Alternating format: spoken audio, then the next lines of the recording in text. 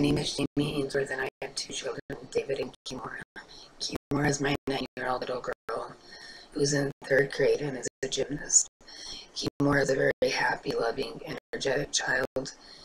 Kimora will do anything to make you feel comfortable and welcome. Kimora has lots of friends and is a great person to be around. David is my 19-year-old son, who is also loving and wonderful. David, when he was 4 months old, started having grand mal seizures. They progressively got worse as he got older. When he was 19 months old, he lost all speech. He just started to regress. And all of his doctors and neurologists would tell me, oh, he'll outgrow it and he'll be fine.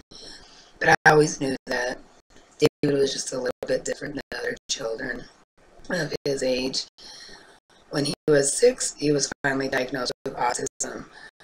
Not that you want your child to be diagnosed with anything, but after such a long battle of not knowing what was wrong with him, or why was he doing some of the things that he was doing, finally having an answer or diagnosis was what I wanted.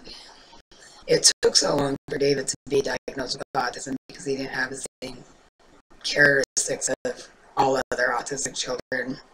He didn't stem. He wasn't ever aggressive. He never inflicted pain on myself or anyone else or himself. He just did things different, and he stopped speaking. I think that me being so young when I had David at 15, I don't think everybody took me seriously of what was wrong with him, and knowing that this is my child and I know something is not right, I guess you would say, with him. As he grew older, he was still a very happy child, and everybody loves him, and you can't help but smile when you think of David or talk about David, because he's such a delightful child to be around. David is now 19 and still on the level of a 19-month-old. I feed him, I bathe him, I shave him, I change his diaper, I take him on the bus, I get him off the bus. David requires 24 hours of care and love and need, and that's why I'm in the predicament that I'm in. As when David turned 22, I am faced with a huge challenge, and that is finding him somewhere reasonable, safe, and that accommodates us to go during the day. A couple of years ago, when I started looking for a day center for David to attend after he graduates high school, and interviewing different places, I came home with the same feeling and the same results, that they just did not meet our needs. They met residential and group home family needs, and David will always live at home with me and be a part of my family, and not in a group home or residential. And what I mean by that is that these centers cater to residential and group home because you can only be there 6 to 6.5 hours a day, and that's all that the state will pay for. But that doesn't help me because I need to work 8 hours a day, so I need care for at least 9 hours a day. And most of the centers are open 8 to 5, and a lot of parents don't work 8 to 5 hours throughout family life, and it's only open Monday through Friday. So therefore, it doesn't always meet our needs, because every now and then, you have to work on a Saturday or Sunday. And what do you do with your special needs adult child during that? So I was always left in a really what am I going to do? Where's he going to go? And you can get a respite care nurse to come and sit with your child one-on-one every day, all day long. Excuse me. And I didn't want that either. I wanted David to still be socially engaged. I want him to still be learning on a daily basis, as like he learns in school, with your fine motor skills and your daily hygiene and music and art and comprehension.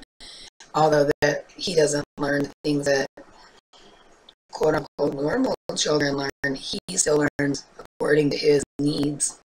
And I still wanted that to continue even after he got done with high school.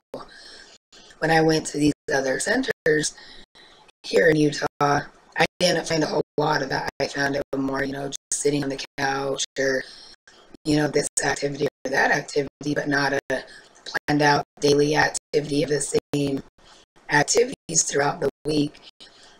And so I thought, gosh, what am I going to do to make to work this? I don't want to just send my son, to any center for him just to sit there all day. I want him to get the most out of life like we all want. I want him to be loved and cared for. And that's where I came up with my Dare to Dream is I want to open a center that is catered to families like me, that I don't have a whole lot of help with David. Being a single mom and not having a whole lot of family, I live in the valley, I have to do everything for David. Even going to the store is sometimes such a task of getting him in and out of the car, and even going to the grocery store with a child with autism or any disability is kind of hard to do. So I thought if I could open a center that I would want to send my son to, that I felt comfortable to send my son to, what would it be? And I decided 2 years ago to go back to college and get my degree in business management and get on the road of making my dream happen. And that is Dare to Dream. And at Dare to Dream, I would like a one-level, large center that has gymnastics-type flooring. Like I said, David has a seizure disorder. There has been times where he's fallen and he's gotten injured because you fall on laminate or carpet and you're liable to get a little bit more hurt than if you fall on a spring-loaded floor. That's more of a bouncy, comforting type of fall. I would like a large fish tank because a lot of children who have special needs love to look at the fish in the water. I would love a music room and an art room to help people who aren't able to express themselves the way you and I do through the arts and music, and a lot of children do that. I want to develop fine motor skills and still work on daily hygiene.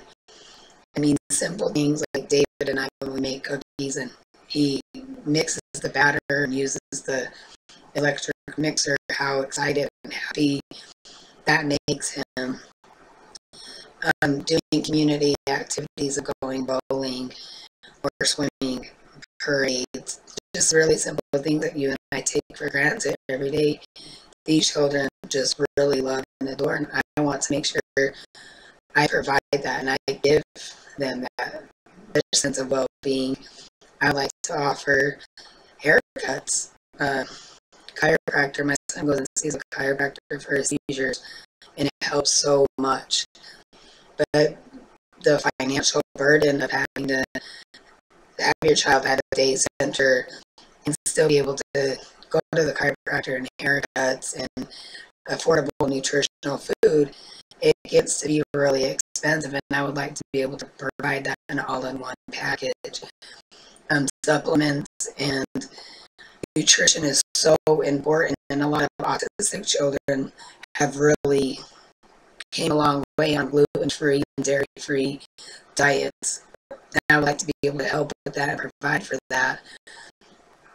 I would like to have a system where if parents want to check in on their children all through the day, there's cameras throughout the center. You can put in a password and watch your child to make sure that they're not sitting there watching TV all day or not being abused. Here in Utah, we have over 990,000 disabled 16 to 64-year-old adults with less than 50 centers that cater to them. Utah is the highest in the nation for having autism. 1 in 45 will be diagnosed with autism if you're a male. That's higher than diabetes, AIDS, and cancer combined.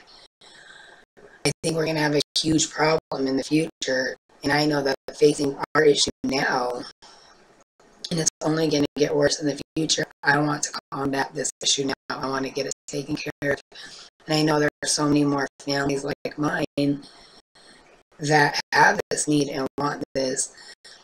And I think it's important. And I'm here to ask you that you help families and you do a great deed. And I'm sure all of those families are just so appreciative. I'm asking you for my community to help a community build this center and make it happen.